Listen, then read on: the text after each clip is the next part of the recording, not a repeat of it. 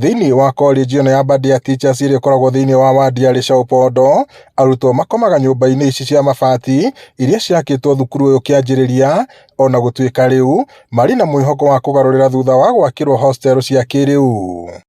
Ĩno nĩ tabarĩra ĩgũkorwo ĩgĩkinyanĩrio kũhĩtũkĩra kĩgĩna kĩa NG-CDF kĩa Ndaragwa, ĩgĩtanywo gũcenjia ũthiũ wa college ĩno.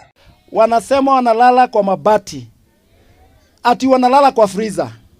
Nĩtũgwaka hostels ici nĩgetha ciana citũ ithome wega, na andũ a gũkũ mũciĩ ndamwĩra ũũ, mũreke ndige siasa, nyambe ndute wĩ.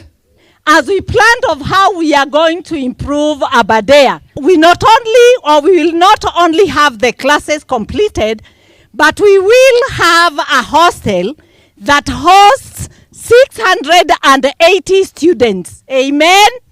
Kũringana na mũmbunge George Gachagua, thukuru ũyũ no ũkũgunĩka na tabarĩra ya maĩ ma ndobori ĩrĩa ĩgũkorwo ĩgĩteithia ona mũingĩ ũrĩa ũrigicĩirie thukuru ũyũ wa gũthomithĩria arutani.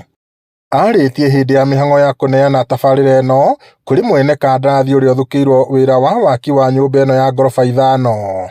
We are sinking a borehole, and if by God's grace we strike a good yield, we'll make sure that we've constructed a good big tank that will cater for your needs and reticulate that water to the locals.